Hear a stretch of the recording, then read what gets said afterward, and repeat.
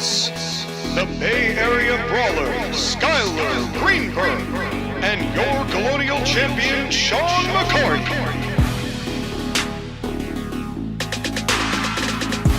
Welcome to the Court Martial Podcast!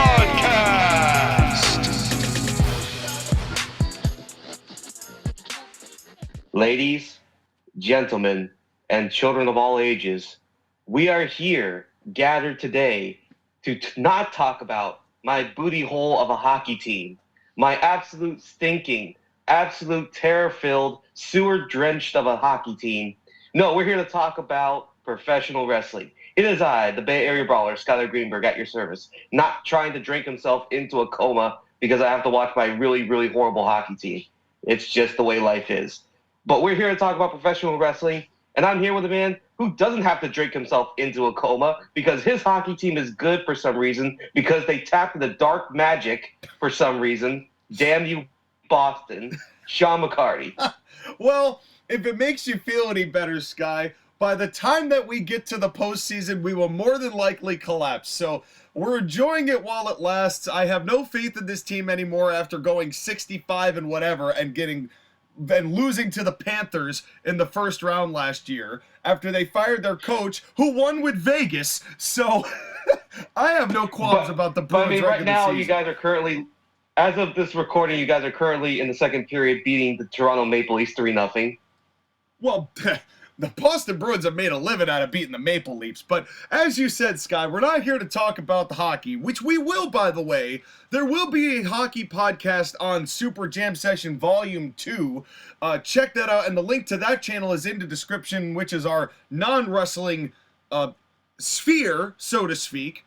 But in this context, you wanted to do this podcast because one person of significance, and we're going to talk about him in just a second, and then it turned out that two additional people of lesser significance also joined him in that vein, and as a result, we get another great memorial trifecta here today on the podcast. But Skylar, this is your show, and I'm going to let you drive, and it starts with the segment that you have made known best. Roll the intro, baby.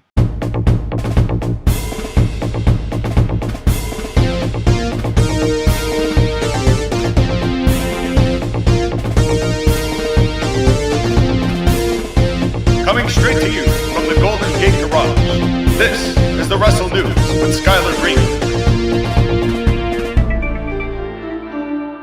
That is right, folks. It is News of the Week with the Bay Area Brawler, Skylar Greenberg, and we're here to talk about the biggest happenings and the biggest news that hit professional wrestling. And, Sean, we're on the road to WrestleMania. We are. And being that we are on the road to WrestleMania, that also means that they get to announce people who are going into WWE's Hall of Fame. And the first nominee was announced today by Mr. Paul Levesque, Triple H, putting in Paul Heyman in the Hall of Fame. What do you feel about Paul Heyman finally getting his due? Well, it's obviously it's well deserved.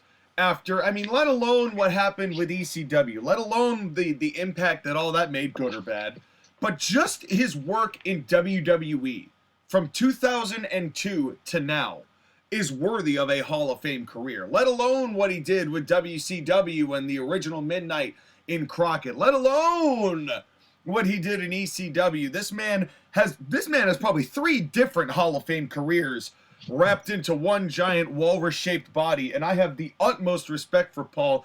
But I do have to ask you, Sky, do you not feel an angle coming out of this somehow? What angle is going to come out of this? I don't know. It's going to be the Friday before they have The Rock and Roman Reigns, that Paul Heyman's going to be there, theoretically, against Cody Rhodes and Seth Rollins on night 1, and then Cody and Roman on night 2, and Paul is inextricably intertwined with all of that. I could see them kind of, as much and as honored as Paul is going to be, and I'm glad he is, I do feel like there will be some level of work that will be thrown into this equation.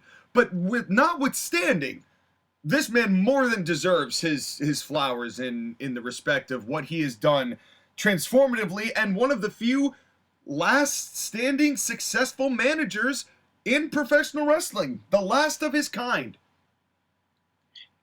Well, I mean, that's the thing. Is there another manager that does what Paul Heyman does, and don't say Prince Nana? I don't even know who that is, and not even close. I mean, you could have made the case if the Authors of Pain were not the Authors of Pain, Paul Ellering could have started doing that, but nobody is the linguistic mastermind and the body language mastermind. He's perfect at everything he does. And the thing is that I love Precious Paul, but like none of his Authors of Pain stuff is going to get recognized for being good. And he's not around enough to really do anything. And the other managers and valets and other things that they have they're just the standard fare that we get of this person's in the corner and they're the supportive girlfriend or they're the supportive friend or whatever. Yeah, they don't have the depth. They don't have nobody is as much of a game changer, a wrestling non-wrestler game changer, quite like Paul Heyman is. The fact that just saying I'm a Paul Heyman guy elevates you to a larger position of standing in the company, really, who, if your name's not Ryback or Curtis Axel, that means something. You know, everyone talks about how influential Dusty Rhodes is and how many people he has touched and how many places he has touched in the modern wrestling atmosphere. You could very much make the same case for Paul Heyman. In a completely different way, that's his own unique style. Totally. And again, he's not a person without controversy. Well, he's not a person who... and that's the thing, is that ultimately Paul Heyman, for good, for bad, for ill or worse, is one of the most biggest trendsetters in professional wrestling, even though he may say that, like, you know, he's the best manager of all time, despite the fact that he's not, but that's okay. Well, I don't know, man. He's certainly making the case for it. Because as much as I love Bobby Heenan, and Bobby Heenan will always... Well, Bobby Heenan's dead. Right, well, Paul Heyman is currently the greatest... And Jimmy Hart is still alive, which means that God doesn't answer Paul Heyman's prayers. But that's right. But we're... very good. But we're talking, you know, if we're talking like greatest of all time, managers-wise, Bobby Heenan did it all the time, and for a tremendous amount of time. The only thing Paul didn't do was wrestle, and the one time he did, it was against Jim Cornette, and we saw that match. And well, that's the one thing that Paul Heyman never got, is that he never learned how to take bumps very well. Yeah, but man, you talk about nailing everything else, and he has. I'll never forget the image of when the Undertaker in the first Hell in a Cell grabbed Paul Heyman's tie through the cell and just started like yanking him into the cell with his tie. It's just, he's been involved in so many great moments and so much passion. His shoot promo at One Night Stand 05, where he went on to everyone. There's the shoot promo he gave to Vince right after the Monday Night Wars had ended and the invasion angle had mercifully come to an end, where he said a lot of real things about Vince McMahon. Paul got away with that because nobody else could, but he was so eloquent with the way that he would deliver it that you didn't care. He was so enigmatic, and nobody's able to touch that. And as much as I love Jim Cornette and as much as I love Bobby Heenan, Paul Heyman truly is an anomaly in and of himself to be able to have this sort of standing and respect and still, to this day, be a manager that instantly makes somebody more important just by having your name by association. And again, I look forward to hearing those flowers given when he is given that rightful clap by the audience in Philadelphia, which makes sense because if you're going to honor Paul Heyman, there's no better place to do it. Philadelphia is. But shall we move on to next? Yeah. But shall we move on to the next piece of news? Yes, let's do it. What do you got? Well, we're going to talk about somebody else who is a hot prospect. It's Tiffy time, Tiffany Stratton. Okay. She's been getting over like Rover recently by the WWE fan base's standards. Right. Now, I have to make an amendment to something I said on our review of the podcast that we did for Elimination Chamber. I had said that she had trained with Greg Gagne and Mr. Anderson, and I wanted to clear a couple things up on that. Okay. So, Greg Gagne was her original wrestling trainer and offered private lessons. He actually doesn't work in a wrestling school. What I found out afterwards and did a little bit of research is that Mr. Anderson, along with the Davari brothers and Molly Holly, started a school in Minnesota, and that she went there for training, and that sometimes Greg would go there to train with her, but otherwise the training was mostly done by Mr. Anderson and Molly Holly specifically. Well, I mean, I guess that's understandable. I mean, how old is Greg now? He's got to be in his 70s at least. You know, he's... Right. But it's kind of cool that, again, her mom happened to know Greg Gagne because he lived in the area. And when she was looking to get in wrestling, Greg said, sure, I'll train you a little bit. And then got her into the training school with a really good cast of people.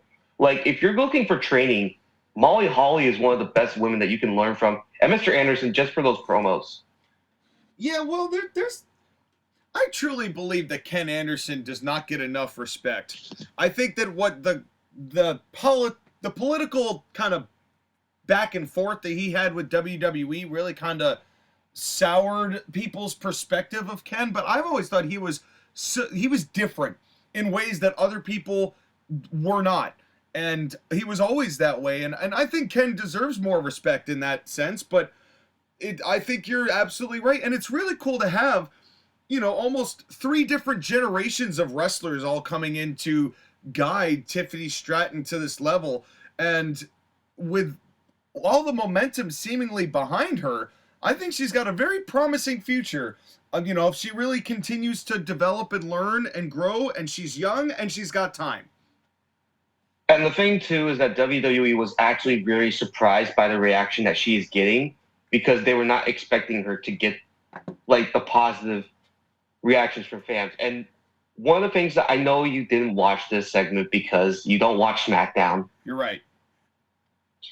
But The Rock had a segment, and they had to cut a lot of time from a match that she had with Naomi.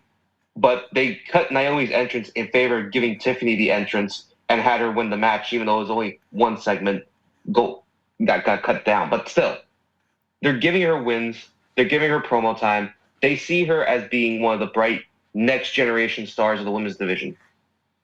Well, I think she totally could be if she really continues to develop herself. I mean, the thing is that she's young, and I'm a little hesitant right now to say yes, she's going to be, you know, at that next level, considering we thought a lot about Austin Theory, and now look at Austin Theory. You know, and he's still young and he's still got time, so I'm not trying to knock him either.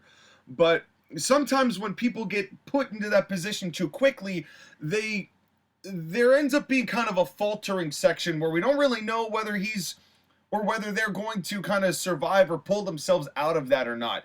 So there's going to be a lot of sink or swim moments for Tiffany Stratton, I think, over the next 6 months to a year. But if she works hard and the fans continue to give her the kind of reception she's getting, I could see her and Bianca Belair, or her and Rhea Ripley not main eventing WrestleMania, but definitely having a prominent women's championship matchup at a WrestleMania in the next, 2-3 years? That, or maybe like she goes on to main event a B pay-per-view, which could totally happen. Totally. I mean, Tiffany Stratton and Bianca Belair is a match that could main event a B pay-per-view. I could totally could see that. So the future's bright for Tiffany. She's still a little green. Won't lie to you, still a little green. Especially from what we saw at Elimination Chamber, but she's 23, 24? She's only 24. She's only been wrestling for 3 years. Yeah. There's time. Yeah. You're getting older when you're starting to recognize women that were inspired by Charlotte and the Horsewomen. Yeah. Well, I kind of take for granted sometimes just how long they've been around now.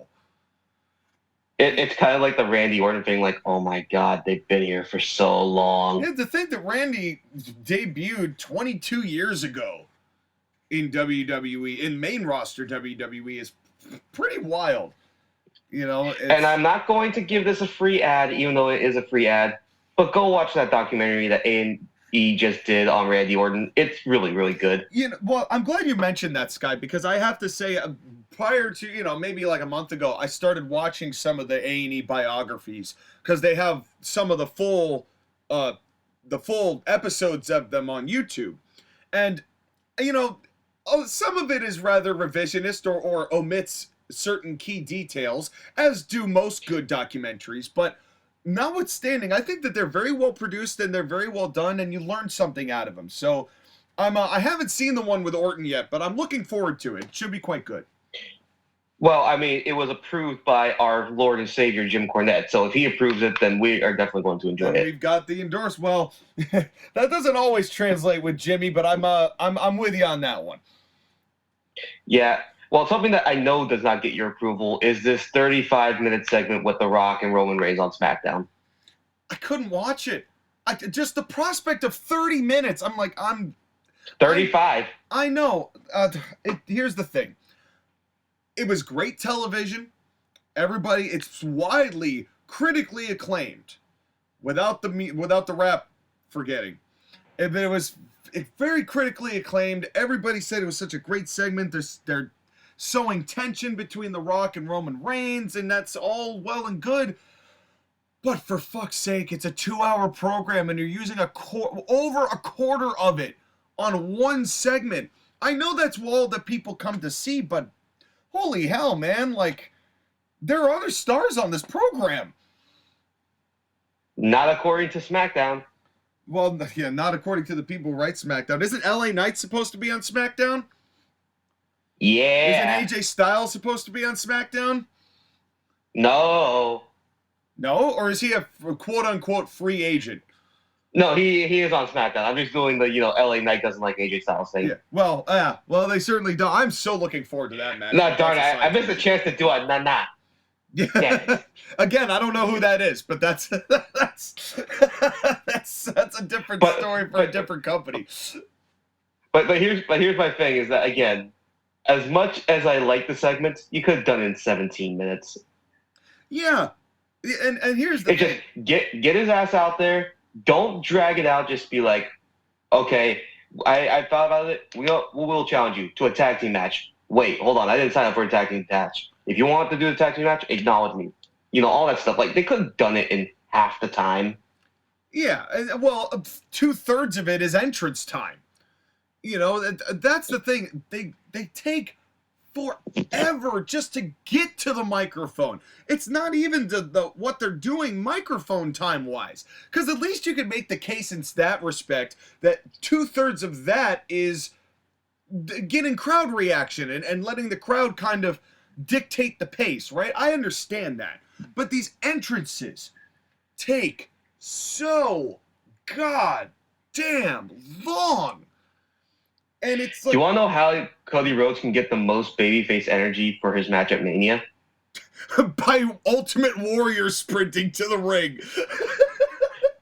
Well, that's the thing. Charles He Robinson. does his entrance. He does his entrance. We get the woes. Roman Reigns makes his entrance, and in the middle of Roman Reigns' entrance, Cody Rhodes just attacks him. Yeah, we charge get right to it already. Yeah, and especially because if we're at this point where Cody Rhodes is the predator on the hunt for Roman Reigns in the bloodline, come on.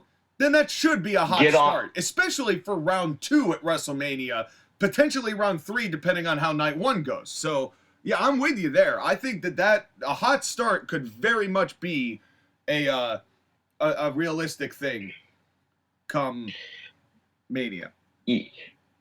But yeah, I'm kind of curious by the fact that they did announce that they're going to do a night 1 match of Cody Rhodes and Seth Rollins versus The Rock and Roman Reigns, with a stipulation that if The Rock and Roman Reigns win, the Bloodline is allowed ringside for the match on the second night.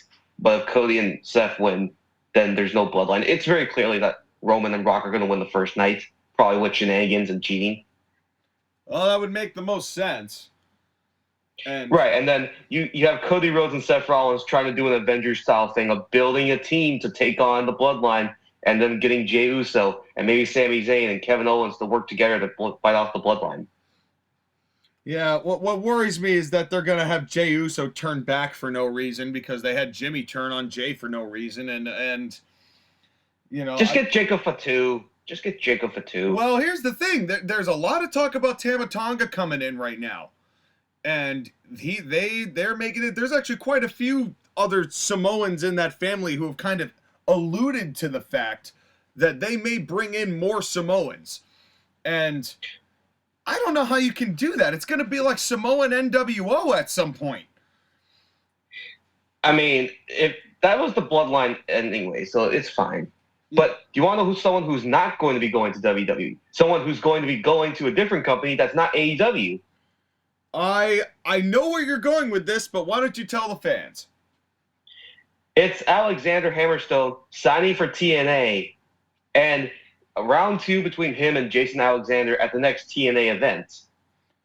Which is Sacrifice. Which happens to be Senior Joe. That's right. Now, here's the thing. I'm very thankful that Alexander Hammerstone signed with Impact. I think that's a huge get. TNA.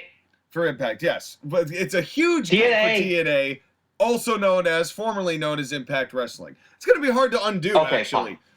It's like... Okay, fine, whatever. Well, the name of the TV show is TNA Impact. They haven't stopped that. So it's still technically correct. And it is going to I think it is going to help their TV show numbers, too. If they do get a network that's worth watching, then that'll definitely help their numbers. My question is this. You and I talked about Scott D'Amore getting fired, a couple news segments ago. And I find it funny that the biggest point of contention was that Scott was begging Anthem, give me more money. Let me spend more money to get people into this building, to get people to watch it. And that was part of why they fired him. Not the whole reason, but that was part of why they got rid of him. Because they didn't want to do that. And then they still sign Alexander Hammerstone. Who does not come cheap. So I'm thinking that there's definitely more to the Scott D'Amore firing than we know. There's a lot more to that firing than I think we'll ever know until Scott finally opens up about it. But it's a great get for TNA. It shows that they're not going to just immediately halt or slow down their momentum. They're still trying to trudge their way forward. Which does beg the question, do we review Sacrifice now? Well, let's see how the rest of the card shapes up. But I would be willing to watch the second Jason Alexander Hammerstone match. The other matches on the card are weird. Yeah, exactly. So we'll see how the rest of the card develops. The main event is Moose defending the world title against Eric Young. Okay, I could get into that. You also get Nick Nemeth versus Steve Macklin. Okay, I could get into that too. They've been actually building that up fairly well, so I've been paying attention. Right, and we can skip the 6-man tag because we don't care about 6-man tags. Yeah. Let's put that at a maybe. I'm not going to say no to that. I might be open to watching Sacrifice. It really depends on the rest of this card, though, because, again, we have the tag team match of the System versus ABC, which is a bore. And then we have the TNA Knockouts Championship, but it's a 3-way dance, so you know how I feel about 3-ways. Yeah, me too. ABC, the Almost Bullet Club. And that's the thing. The Diet Bullet Club. Yeah, well, the Bullet Club needs to die. Because And again, the System should just be the Moose people. I agree. Moose and people. Now, the last news bit I'm going to talk about is AEW Revolution, and I'm only going to bring this up so that you can rant about what happened at the end of the show. So go ahead. All right, well, without getting too angry about it, first of all, neither of us watched it. I saw clips of the end, but neither of us watched it. But I'd just like to add another little piece of incompetence on AEW's part. So first of all, Bleacher Report was an absolute disaster all night. They lost chunks of the show, major chunks of the show all night. Especially, what was it, the first 2 matches nobody saw? The first 2 matches you couldn't see. And one of them was the Bryan Danielson and Eddie Kingston match that everyone agreed was the match of the night. And in my view, was the only one actually worth tuning in to watch. And unless you were in there to really watch Sting beat the Young Bucks. And that's where we're going. It's Sting's retirement match. It's his last match ever, blah, blah, blah. They have a match. I don't know what happened in it. It's a Young Bucks match, so I could probably guess 95% of the spots. Skip 12 minutes in between, and they're still going. But it, I mean, did you see the clip I sent you of Darby Allin jumping off a ladder 20 feet into panes of glass and then bleeding profusely afterwards? yeah, what a surprise. And when that dude's in a This wheelchair, dude- when he's my age, nobody should be surprised. This dude, who, by the way, in 2 weeks is supposed to be trying to climb Mount Everest. Oh my God, I forgot he was doing that. I forgot he was going to do With a broken that. arm, by the way. Yeah. Well, good luck, Darby. Yeah, and I just that's not even my big problem with it. So Sting wins. He wins his last match, which I wouldn't normally have a problem with, except he's the tag team champion, which means that what they're going to do is vacate these tag belts so Tony can do another meaningless eliminator tournament because he thinks tournaments equals ratings, even though every tournament he's done has driven away talent and driven away fans. But Tony doesn't care. But Sean, it's March, and what happens in March? Actual sports do actual tournaments that people want to watch, but Tony gives no incentive for anyone to care about any of the teams involved or the people involved, so nobody cares about the tournaments. And by the way, if you want to see a proper tag tournament done correctly, fill out a bracket. You could win a Colonial Impact Wrestling t-shirt if you guess correctly, because the Rebels and Redcoats tournament is happening in April. So if you think that Tony Khan knows how to book a tag team tournament, hold my beer. Link in the description. Anyway. Wait, if I hold your beer, does that mean I have to drink it? You can if you want. But it's... So Sting wins this match. They're doing this meaningless eliminator tournament, but that's not even the problem with this. It's not the problem that nobody gets the rub of retiring Sting. It's not the problem that the Young Bucks had to insert themselves in the final match with Sting. It's not any of that. I don't care. I could let go of all of that.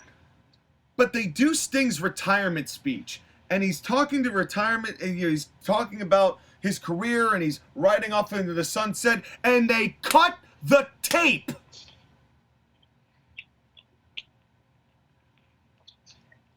Yeah, just let that sink in, folks. They cut Sting off in his retirement speech because they overblew their budget on fucking confetti.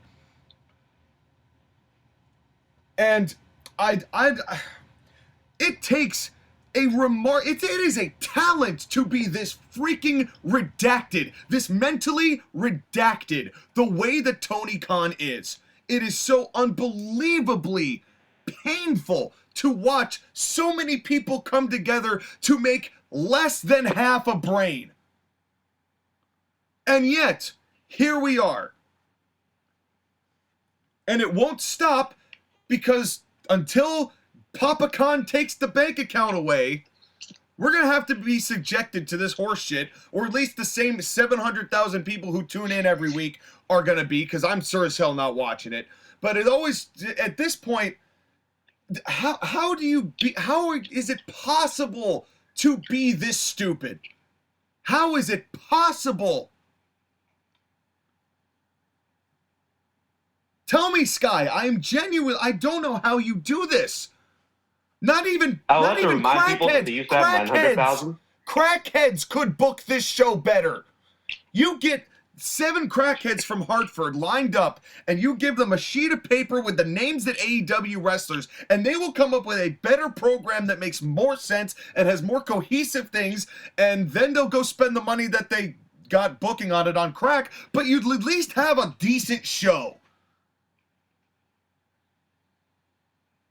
What do you have with Tony Khan? Again, as I said, they used to have 900,000 people watch the show. Yeah. And even the Big Bang Theory, and now the people who watched the Big Bang Theory beforehand, they're starting to catch on what's happening afterwards, because they're gone within the first 5 or 6 minutes of that show of AEW starting. Consistently. Now it's like 150,000 people leave in the first 15 minutes of the show. It's embarrassing. It is embarrassing. At least in WWE's credit, yeah, they're doing a 30-minute segment that bores you to tears because they're milking it, but they've got 2.5 to 3 million people watching it every week. And around the world. And around the world. That's not even counting the international markets or the post live numbers. AEW's not even getting post-live numbers. There's nothing to be interested in. There's nothing to be excited about. There's no one to care for because everything that touches AEW is ruined. There's 2 times when you are popular in AEW. The day you arrive and the day you leave. And that's it. Everything else in between is character and suicide. It is career suicide to take part in All Elite Wrestling. So this is a forewarning to any aspiring wrestler who thinks they're going to make their break in AEW. Your dignity is more valuable. That's all I'm going to say. In a company with 180 active wrestlers, there's not enough time in the day to put them on these shows. 180 wrestlers. I don't even think I have that many Matchbox cars when I was 5 years old. Tony is a wrestler's hoarder. Somebody go get Dateline or something. I don't even know what I'm saying anymore. I'm so verklempt. So, it's... Any rational or sane business person would have cut this off in the middle halfway through. But that's not what Tony Khan is. If he wasn't the son of a billionaire, he would not have gotten this far. He's just a guy who grew out of a phase and never got out of that phase of loving wrestling. Which, Sean, you love professional wrestling, right? I love professional wrestling. What Tony Khan loves is not professional wrestling. Okay, but can I continue? Yes, please. Have you made it your entire personality? You can make...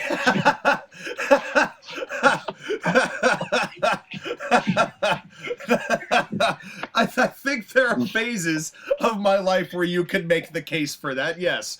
But yes, but now. The thing is that, again, I like professional wrestling, but I have other interests. I have other things that I do outside of professional wrestling, which is my point.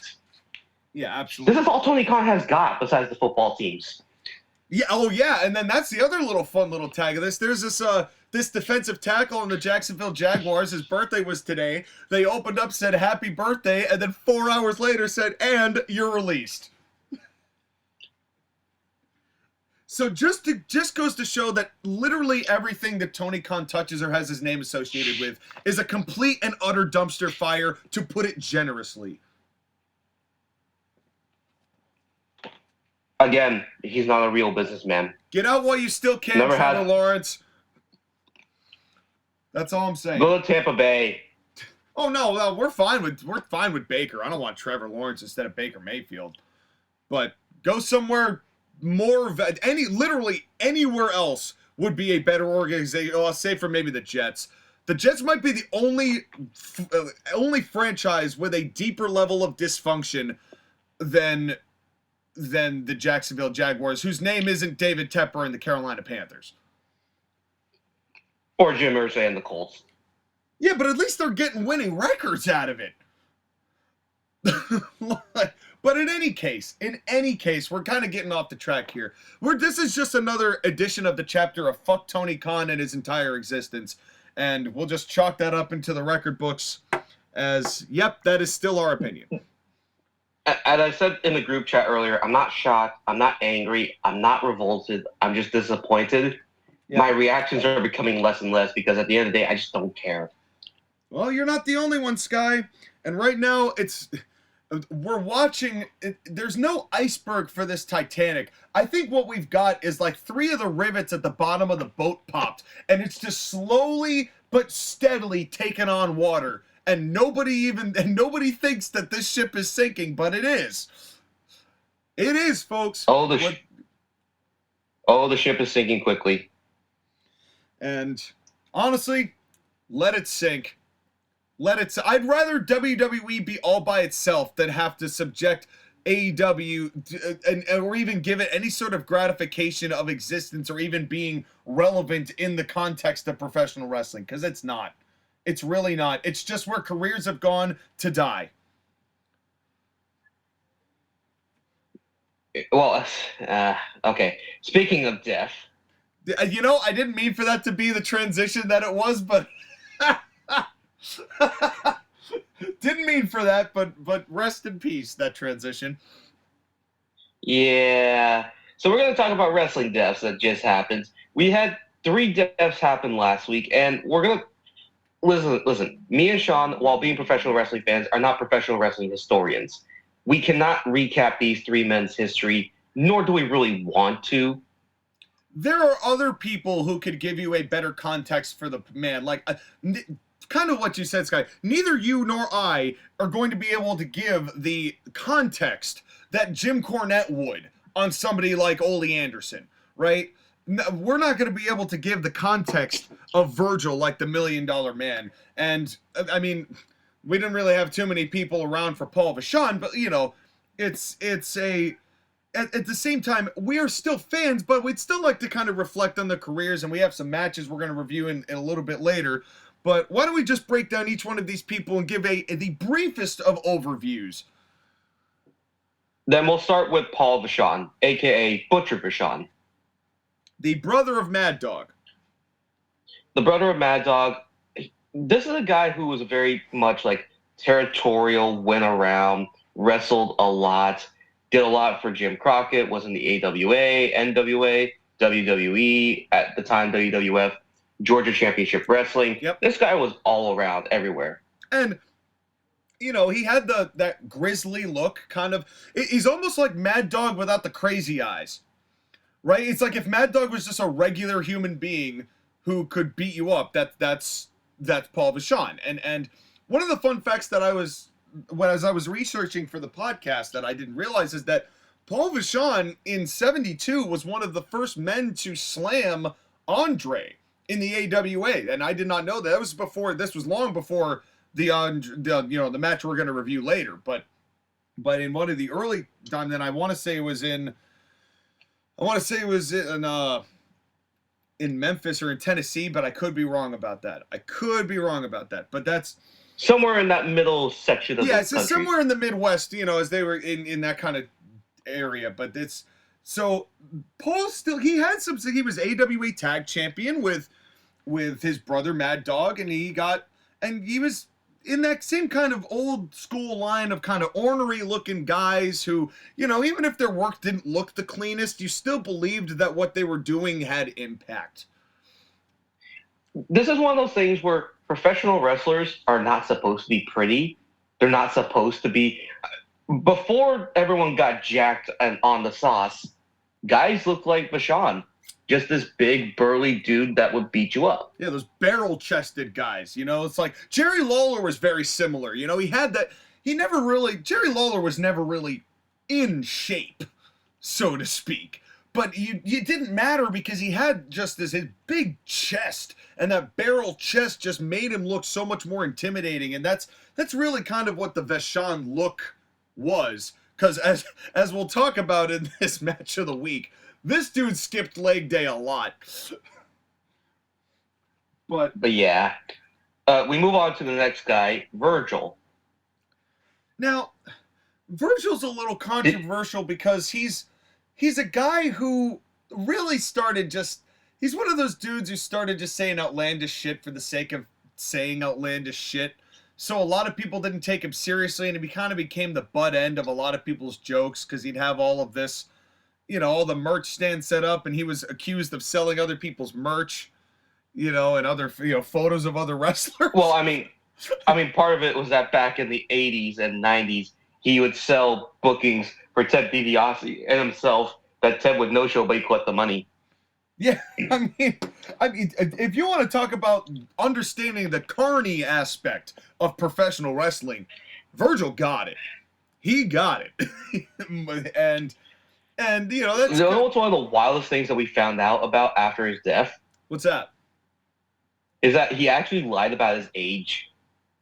How old was he? So people thought he was born in 1962 and that he died at 61. He actually, according to his family, was born in 1951. So, oh wow! So he was actually approaching mid-70s. He was in his 40s when he betrayed Ted DiBiase. That's actually rather surprising, and you know, I don't blame him for doing that, because especially when you were trying to break in that era, having youth on your side was a huge plus.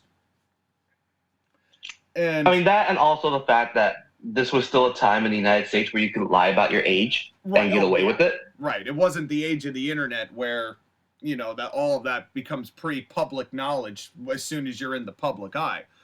But the thing about Virgil's an interesting guy. Like, he started training in the Mid-South area, also trained in, like, the Kentucky area, trained in the area with Jerry the King Lawler. This is a guy who, like, had a good physique. He was a football player. Surprise, surprise. He looked, I mean, and he had, we're going to talk about it in the match, but he did have a great physique, and he fairly wasn't even that bad of a worker. I think that the problem is that there was no discernible personality to be able to match it. And it's the WWF in the late 80s and early 90s. He did not have an outlandish character.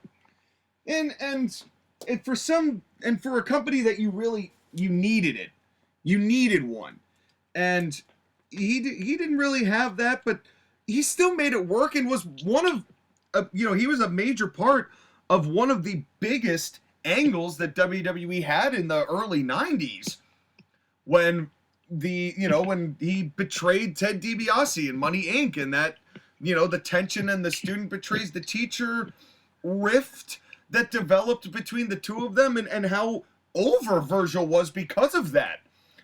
But that was the angle. And after that was over, he was over. Not over as in popular, over as in done. And I hate to say this. Can we bring the elephant into the room for a second? Which elephant? The optics of a black man working for a rich white man as a manservant. Well, I'm going to talk about this in the matchup. I'm pretty sure Gorilla Monsoon at one point said that Ted DiBiase was Virgil's master, which was not a good look. Given that this is Vince McMahon. Oh, well, yeah. But also, too, as much as it's cringy to look at in that lens now, the reception that it got then from people who knew that was kind of messed up. I mean, it did get the heat that it was supposed to, and it did get people behind Virgil. I'm not justifying a slave type relationship angle or indentured servant or whatever they tried to justify that as. I'm not trying to endorse. Well, they called him angle. They called him Ted DiBiase's stooge. Right, but for the flavor of the time and for the era of the time, it worked. And although, you look at it now and you're like, oh. Can we talk about the rib with the name Virgil? You mean the one that was then replicated in WCW? Please tell people. Well, many people have said, even though it has not been claimed, that the name Virgil, specifically Virgil being a stooge, was a shot by WWF at a certain American Dream Dusty Baby, whose real life first name was Virgil. Yes, Virgil Runnels, who you actually saw in the third matchup that we're going to talk about, in the credits, as Crockett TV went off the air during that majorly hot angle that they shot. And now, of course, it has been denied by a lot of people in WWE and WWF, including Mr. Pritchard himself. Oh, yeah, because Bruce Pritchard is just the absolute teller of truths, and in no way the brownest nose that there possibly could be. And then when he went to WCW in the late 90s, they changed his name to Vincent, and also at one point called him Shane. See, that's the one that makes me laugh. Because whether the Virgil one was true or not, that one was so painfully obvious. But then, he went there, he was a part of the NWO as Vincent, he was there, he got involved like hardly ever, but he did like randomly. He had maybe one match in the entire time he was there, and that was it. He was just there. He was just there. There was nothing to do with him because there's, kind of what we just talked about. Well, again, he was the manservant to Trillionaire Ted. Yeah. Virgil and Ted's seemed to have a very mismatched relationship. But Yeah. But the bottom line is that as skeevy as the human being might have been to, make the extra buck that he did, there were redeeming qualities to him, and you have to wonder if, if some things had gone one way or the other, if he could cut a promo worth a damn, or if he had a quality manager to kind of boost up the backing, what could have happened. And who knows? It's sad to see him go because he did, it really just was a flash in the pan moment for him, but what a flash in the pan moment it was. One of the biggest one-hit wonders in the history of professional wrestling. Yeah, absolutely. Absolutely. But the many-hit wonder is the man, and the biggest one of the three, Mr. Anderson of the Ole variety. Yeah, Ole, this one is, for as lover of professional wrestling and the old school professional wrestling that I am, I know and knew very little about Ole Anderson. All I really got was that he was an ornery motherfucker.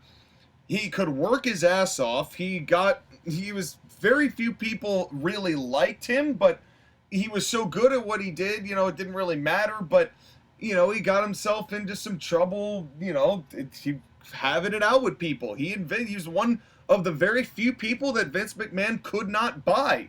One of the few people who really resisted and fought tooth and nail to stop Vince from buying Georgia.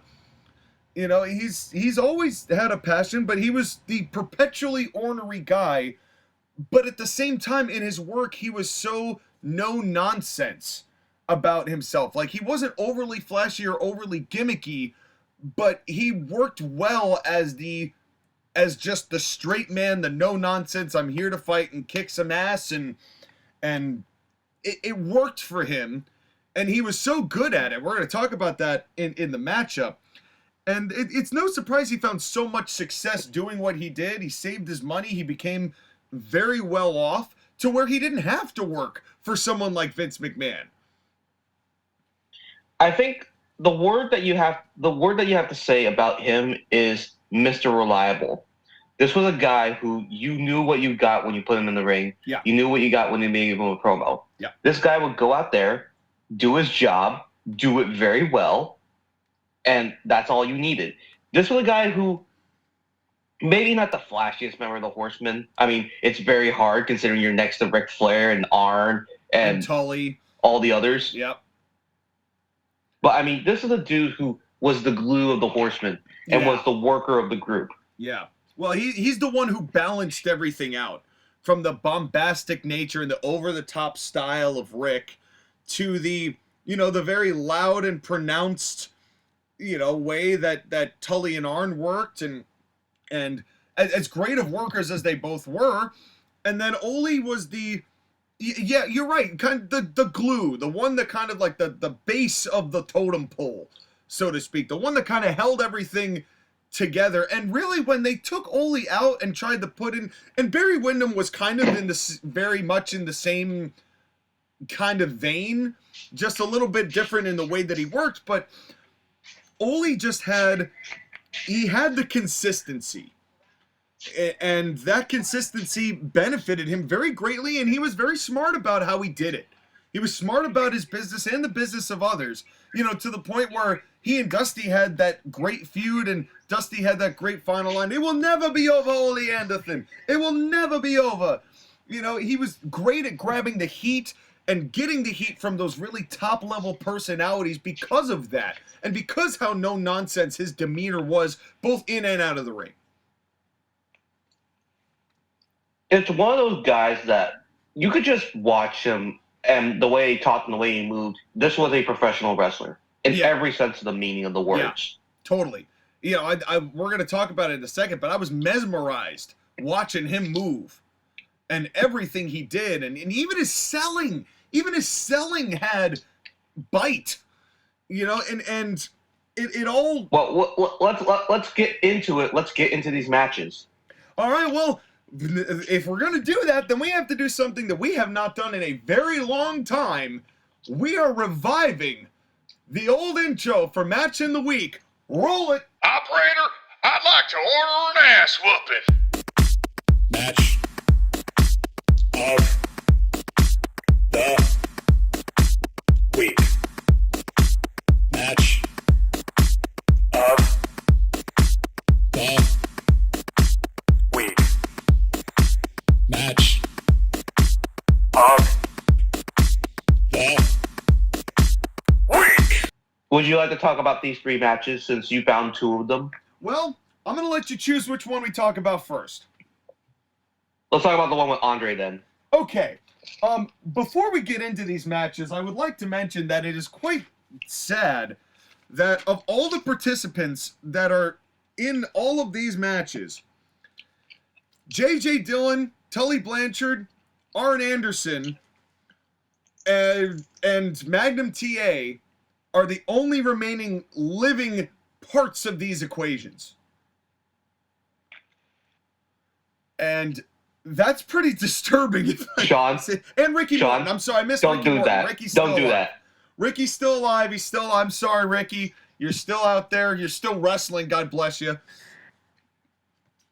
But Jesus Christ, man, why you gotta bring the room down like that? well, what's the point of this whole podcast? So it's Paul Vachon versus Andre the Giant, and this was a not even a 6-minute match. It was like a 4-minute match. And here's the thing. What were your thoughts of this match before I get into mine? I don't have much to say, but... I mean, there's not much to say. This wasn't... Listen, you know with Andre the Giant what you're going to get. Yes. You're going to get squashes, bear hugs, maybe a back body drop or 2. And that's about what we got. I was just kind of like, okay, so this is a WWF wrestling match, which, by the way, happened in, like... When did this happen? When did this match happen? I couldn't lock down a date on it, but I'm almost positive that this happened in AWA. This was a WWF match. Are you sure about that? Because I closed the match, but I'm pretty sure I can find it. Yeah, see what you could do some digging, because I'm not sure. I'm not sure. It's September 1984. From WWF Championship Wrestling. Okay, all right. So then it was. So this was right around that time. It was hard to kind of pinpoint where the date on that was, but like you said, Sky, this was pretty much all you were gonna get. I will have to say, Paul Vachon threw a mean chop though. He hit that chop and it echoed throughout that whole arena. That if it was anybody else but Andre, they would have started selling it. Yeah, and literally, that made Gunther's chops sound quiet. It was very, very well done. And then just the way that Andre... And I had a thought when I was watching this match. Nobody could get away with this half-assed of an offense quite like Andre could. I mean, if you were trying to try to do that with Andre, he would chop the hell out of you. Yeah, well, I mean, but even seeing Andre, there's one move that he does. It's, supposed to be a knee, into the gut. But all he does is, kind of half lift his leg, and Paul takes a bump anyway. And I've seen Andre do that before. It's like the side of his thigh is supposed to knock a 300-pound man down, which I get. You're Andre the Giant. And then a wild Kamala appears. It's weird how Kamala just randomly appears on these WWF videos. It's so true. It's like a random Kamala just shows up. But it's like a Pokemon. It literally. But here's the thing about this. I understand why they did it. But man, this was a head scratcher of a move. Because they're trying to tease people in their brains of Andre versus Kamala. I get that's where you're headed with this. That was very obvious with his handler trying to stop Kamala from getting in the ring. But then he just circles the ring and then they leave before the match is over. So they don't even build to anything. They just kind of go, hey, I'm here, and now I'm leaving. And it was a little bit of a surprise, but, and then, Paul tried to get a little bit in, but this was obviously Andre was going to do this. He got the big boot, he sat on him, and that was it. This is a weird match. I know that we don't grow up with the territory wrestling stuff, but honestly, Jim Cornette is not wrong when he says that most of the WWF stuff is shit. Well, this was about as much as you were going to be able to do. And also keep in mind, Andre had been wrestling for the better part of like 12 or 13 years at that point. And it was only going to get harder for Andre going forward because we're only talking 3 years later that Andre's wrestling Hogan. And then it kind of all started to slide down from there. You know, and yeah, you know, when you but start... I mean, still, this finishing sequence where Andre gives Vachon the big boot and then tries to do a bonsai drop or something, nice. But just ends up like sitting on him. Yeah, well, that's what Andre did. He just sit on dudes. And that's kind of what I mean about Andre. It's like nobody else could just half-ass sit down on somebody and people would just accept it. You can't get away with that in modern day wrestling. There's no shot you'd get away with that. Like, imagine Nia Jax doing that. How the fans would react to that. I mean, remember that house show clip a couple weeks ago where Nia Jax did the bonsai drop to Maxine Dupree, who did not sell it, and fans started booing Maxine. Yes, I do. And I would have talked about it in the news of the week, but I only want to talk about relevant things. I understand what you mean. So, but you know, kind of getting to that point. That's why but it's what made Andre so unique because nobody else could get away with that but Andre. No one else could. But because Andre was Andre and he was the biggest thing, both literally and figuratively, in the history of professional wrestling, he could do that. And nobody'd care. And nobody did care. And, you know, Paul Vachon was not going to beat Andre. He wasn't even going to get close to beating Andre the Giant, nor was that the point. But... Right. Again, the guys exist to fulfill certain roles. And at this point, the dude's in his 50s. He's winding his career down. Right. You know, and you know, in that same token, you know, it's not that Paul Vachon had a bad career. He had a career, which is great. You made a living in professional wrestling, had some success in it, made some good money, got to work with Andre, you know, and late in your career as you were riding into the sunset. And it took until 2024 for the wrestling business to finally get you. So this was what it was. Sometimes I forget that these squash matches were a lot more ubiquitous then than they are now. Ubiquitous is a nice word. Thank you. It's everywhere. It's all over the place. And but shall we go to the next match? Yeah, let's move on. Which would be to Virgil versus Kerry Von Erich, because I refuse to use the words Texas Tornado. Well, Kerry Von Erich and the 2/3 of his right foot that he had versus Virgil. And, you know, I did not hate this matchup. The problem was these guys were not as over as people wanted them to be. So it didn't have the kind of weight that they probably anticipated it would. Now, do you know where this match is in terms of history? Well, it's Madison Square Garden, 1990. So this is December 28th. Right. So it's nearing when this turn was going to start to take place with Virgil and Ted, and part of 3 weeks exactly. Yeah, which is it why happened the at the Rumble handshake was important at the end of this. But the thing is that, like, at this point, Virgil, who was supposed to be in his 30s, but we found out is in his 40s, like, here's my thing about this match, and my biggest problem with it. It's a 10-minute match, right? Yep. They spend the first 4 of it on the floor. Well, yeah, and I mean, at least they kind of broke it up by getting back into the ring and kind of measuring each other out, but then one guy would be out and the other guy would come in, and that's kind of old school, right? That's just classic WWE milking right there. I mean, I'm not even that upset about that. I will have to say, though, that when Kerry Von Erich, when he did the kind of the rope slingshot that you normally see people do when they're trying to, like, bring people into the ring from the apron, but he did it in reverse so that Virgil gets launched out onto the floor, that scared the hell out of me. I'm like, that's a great way to tear an ACL. And I'm amazed he didn't. I know. I'm looking at Kerry Von Erich. The tassels on the feet, if he had tassels on his arms and he had face paint, would have looked like the Ultimate Warrior. A little bit, and I'm pretty sure they knew that, which is why they... Also, you can clearly tell a dude is not supposed to be that big.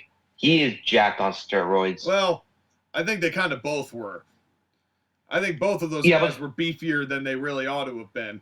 But that's the sign of the times. That's 1990s WWF. So I'm not that shocked that that was the case. But, having said that, though, I do like the fact that Virgil does have good strikes. He has decent punches, and I like his basics wrestling. Well, and that's really all you needed with Virgil, right? He didn't necessarily need to do anything overly flashy.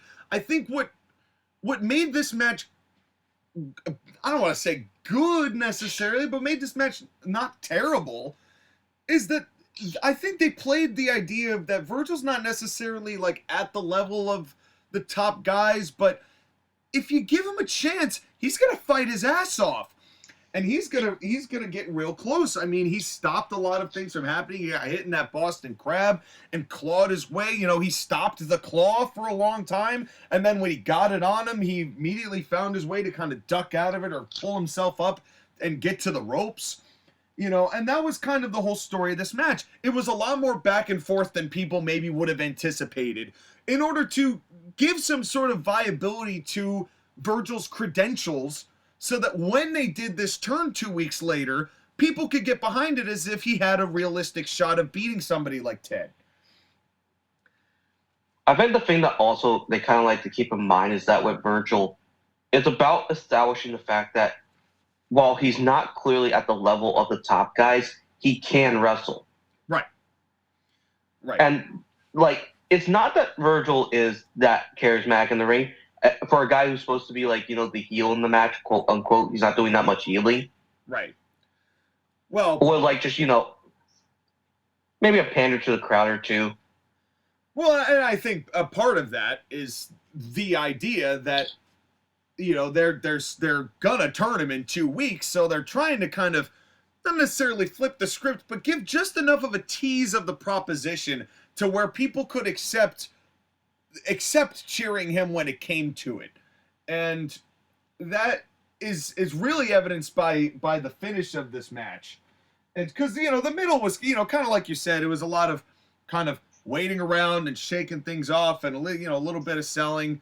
You know, it wasn't a clinic by any means, but it got the point across. And I think that was the biggest thing, my takeaway from that, is that it gave Virgil a good showing, enough to get the people subconsciously to think, okay, maybe this guy does have what it takes, you know, to be in this kind of atmosphere, even though, you know, like we just established, he's not going to be WWF champion anytime soon. But that wasn't the point of this match either. So it was a good piece of business. And especially with although I will say, I don't blame Virgil for this discus clothesline not looking good. Well, yeah. I mean, you know, it's what it is. But I will say the discus clothesline that Kerry did, you know, that Virgil sold as best as he could. You know, it worked. It worked well enough. And then the handshake, I thought that Virgil's like showing a punch and then eventually like leaning into the handshake was good. I don't know why they rotated 360 degrees around each other in the middle of that waiting for the handshake, but you know, the WWF thing of stare, look at each other, milk. You're right. Milk. You're right. Stare, look at each other, milk, and then finally do it and then leave. And for what it's worth, it did what it was supposed to do. And sometimes I don't mind having a crappier quality match if the end result and what you were trying to do gets done.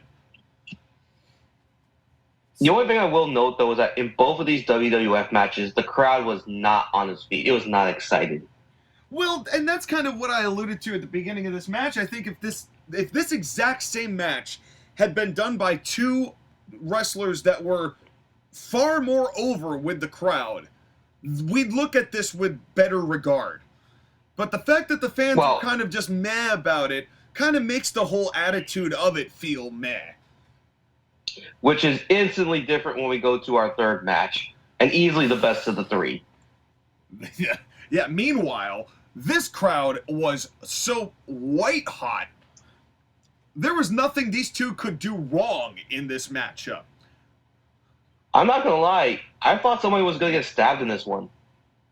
Yeah, well, especially when they got the heat going at the end, and the people really got mad. You know, this was definitely a dusty end to a Jim Crockett show.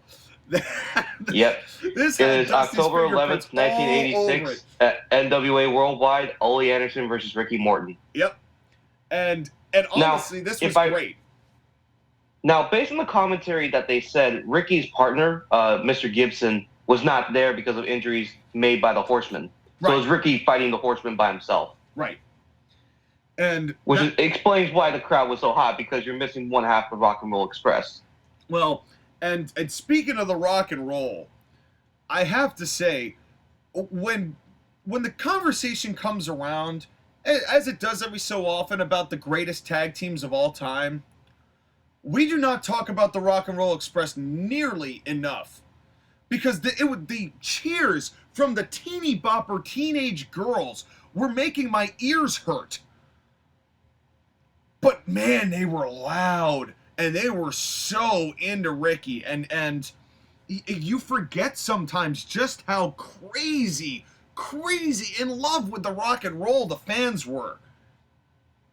I mean, they were motioning, they were loud, they were chanting, they were talking. Sean, this is one of those few times where I wish I could time travel and go back and be there live in person for this match. That had to have been wild. That had to have been wild to be in part of that kind of atmosphere, and really at the time when Dusty's booking was really cooking, you know. And the thing is, we get into this match, and everything that Ole the Rock Anderson had in his, everything he did had a bite and had an intensity and had a sharpness to it. You know, we look at wrestlers now and how crisp and smooth they are. Ole Anderson was clunky but crisp, and clunky and sharp. Everything had a bite or a sting to it, and even his selling had intensity. And it was a perfect foil for Ricky Morton, who is definitely more of the kind of the smoother style, and then the smoother feeling style. And man, were the ribs on par and on tap here tonight. Which ribs? All of them. Ole's ribs, Ricky's ribs, every baby back ribs. Chili's wants to get in on this action. And I love the fact that I didn't even mention halfway through this video I started eating dinner and I was eating barbecue ribs. How apropos. Sean, I have a question. Do you have a camera in my room? No, I do not. I had them removed a couple weeks ago because I saw what you did. And I can't unsee that. So, but speaking of things that happen to your body, the one thing that this whole match reminded me of is that the body punch is a lost art in professional wrestling, and there's only two guys I can think of recently who I care to watch anymore that execute body shots decently well or throw them even. Finn Balor and Logan Paul. And Logan Paul a lot more than Finn Balor, and do not even start me on Shane McMahon. I will slap you right in your face. I would have said Drew McIntyre. Okay, Drew occasionally, but I think that he does more face punches than body shots. But he will get a good body shot in. I'll give you that. But like, I'm struggling to think of a guy that does the body shots as well as Ole Anderson. I can't really name one. Yeah, it's because again, it had such intensity, and the only other person, the person I think who had the best body shots in history, the most consistent body shots in history, is one of my favorite wrestlers, even though nobody understands why he's my favorite wrestler. But Jeff Jarrett always put body shots in his repertoire, and I will always respect that because he was doing it when nobody else was, and it made him unique. That's because you just love Jeff Jarrett and you want to put your hand in his hair. Well, I didn't think of it of doing that until you mentioned it, but now that you say that, Sky, I would like to run my hands through his hair. And this is coming from someone who just started dating a blonde, so I could definitely get into that. But I mean, again, going back to this, like the other thing too, again, as you have said, Ole Anderson and Ricky Morton are two of the more underrated guys in NWA. It's just hard because they had so much good talent at the time. The Horsemen, Dusty, the Road Warriors. Magnum. NWA was an embarrassment of riches. Yeah, well, and that's, I think, the thing that's ultimately heartbreaking about this is what time was this? December of '86 or like November, December, right? This was October 11th, 1986. Oh, so this was before. This was right in the middle of Vince McMahon taking the balls of NWA and Jim Crockett, because this was the first year of Survivor Series, and if you air Starrcade, you don't get Survivor Series. If you don't air Survivor Series, you don't get the Rumble. And he basically blackmailed the pay-per-view, the retailers, to not air Starrcade so they could air Survivor Series instead.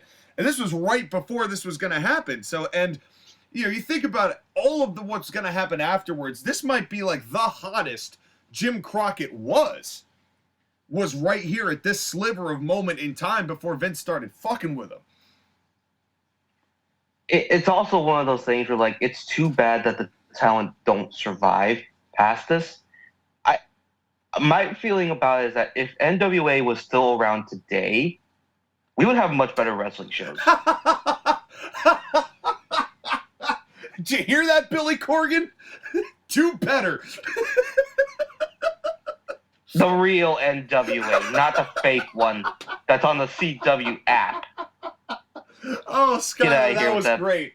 That was tremendous. Get out of here with that garbage. That was such an unintended piece of painful shade thrown at. But I love it. I'm so here for it. It was terrific. But you're right. You're right. I mean, this was more exciting than 90% of the matches done today by any company. For the fan. I mean, listen to this crowd. Yeah. This crowd was ready.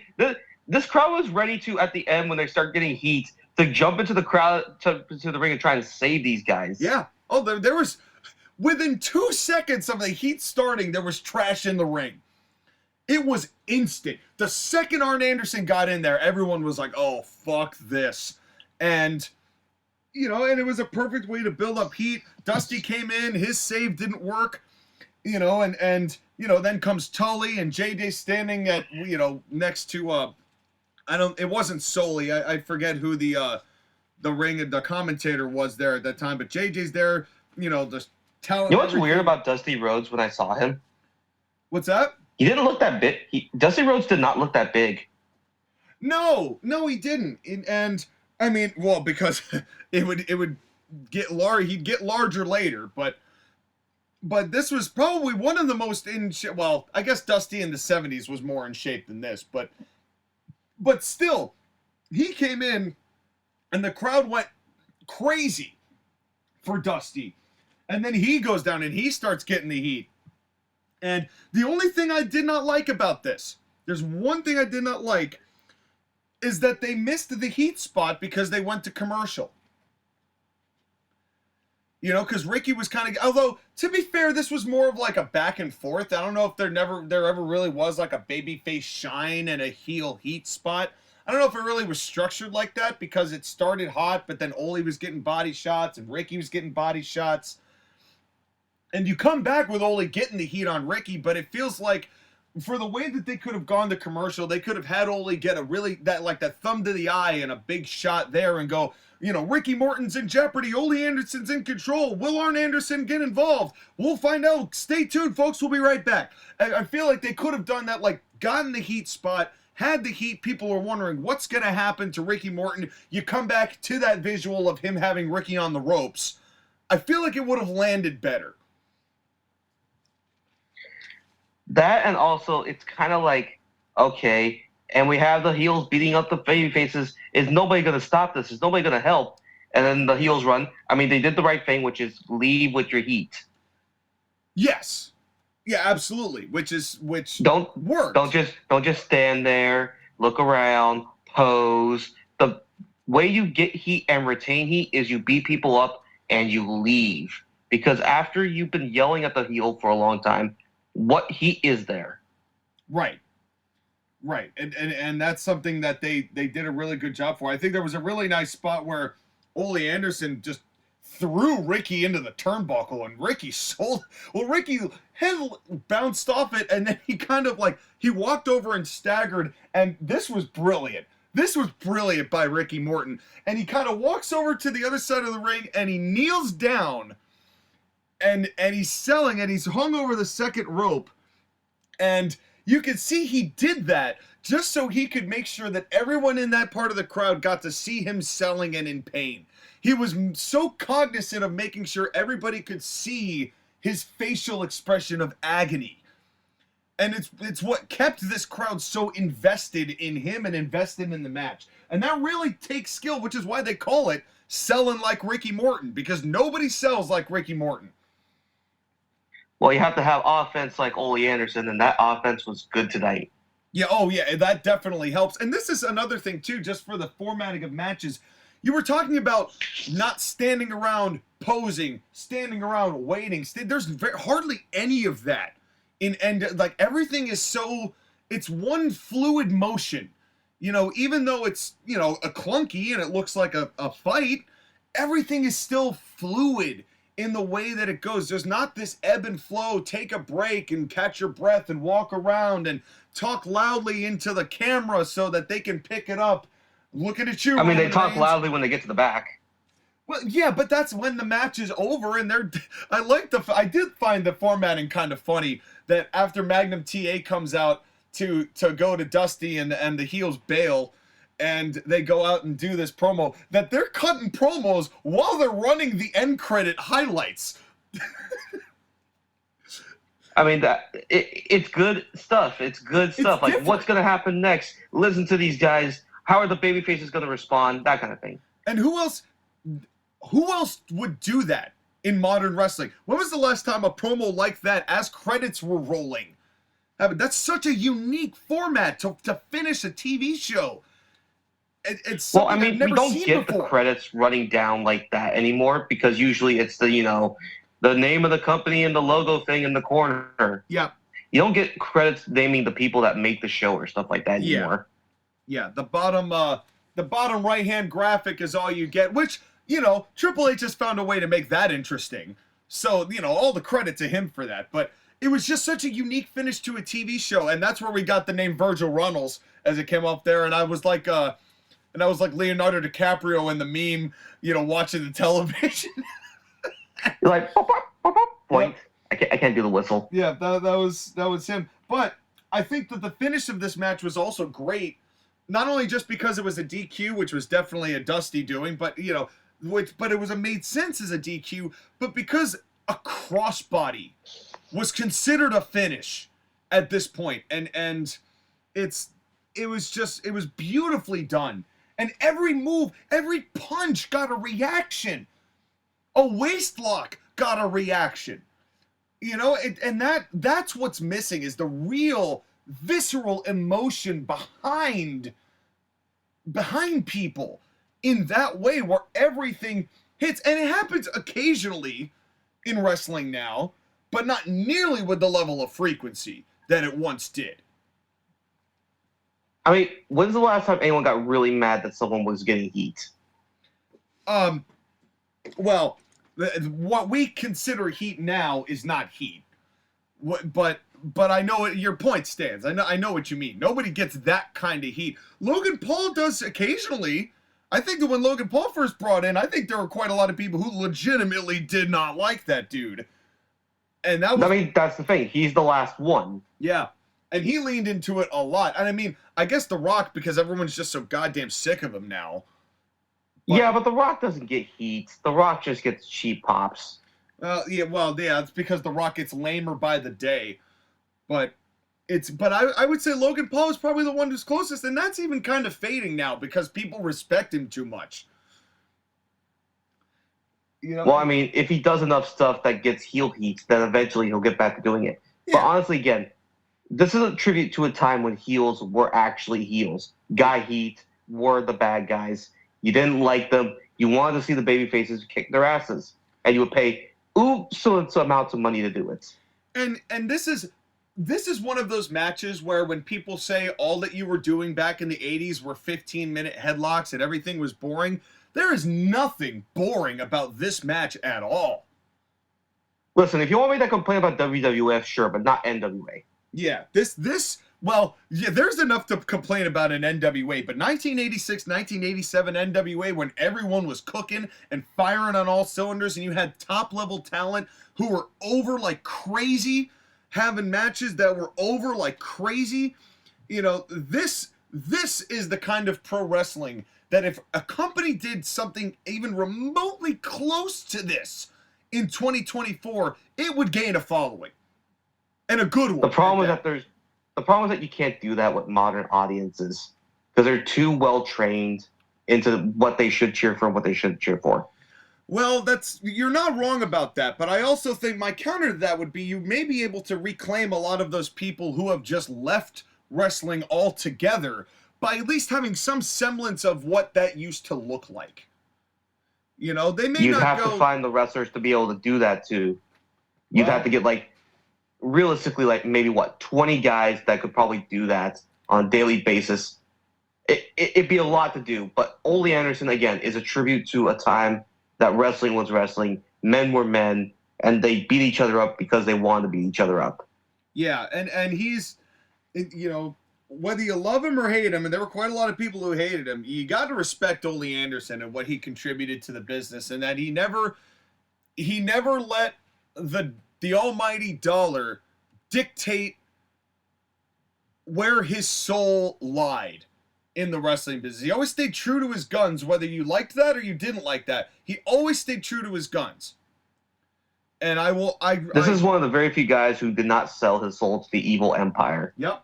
And I have a great deal of respect for that, and he's going to be missed, and I do hope that in the next, you know, that Ole gets a little more recognition than he did. And now that, you know, because he and Vince had it out so long, WWE acknowledged that Ole passed, which means that Vince really is gone from WWE, and maybe we'll get to see a little bit more of Ole coming out of WWE's banner, and hell, maybe even a Hall of Fame induction if it comes to it. I mean, get the Andersons into the Hall of Fame. I mean, I know Arn already is, but have the Minnesota Wrecking Crew be in there. Yeah, they deserve it. The original Minnesota Wrecking Crew, by the way, not the one that Shelton Benjamin and Brock Lesnar did. Right. Yeah, the different Minnesotans. But well, either way, I think this is a good place to stop. Thank you for joining me on this journey of exposition. Oh, absolutely. It's kind of fun to kind of dust off the old gimmicks for a while and reminisce, and also pay some tribute to 3 different wrestlers with 3 very distinctly different career paths. And it's funny how that happens where it comes in threes like this, but Skylar, you're the one who wanted to do this podcast, and I really appreciate you sticking on to us to make sure that we did and we honored these wrestlers. And I guess the next time we're going to see each other is potentially at Sacrifice. Well, is Joshua going to be there for making a 3-way? Well... what do you think the chances are of that? Are they 33 2/3 chance? Well, you look at me and you look at Josh again. and you're a genetic freak and you're not normal? That's right. Oh, I'm certainly not normal, but we're all... For anyone who has subscribed to this podcast, who has listened to more than one of them, they know we're all freaks. But don't freak out. We're not going away forever. We're going to be back in just a few weeks' time, whether it's TNA or we're going to just wait until we get to WrestleMania. But I think we're going to do something in between. Don't you think? We have to. Yeah. And you'll find out what that is after this commercial break.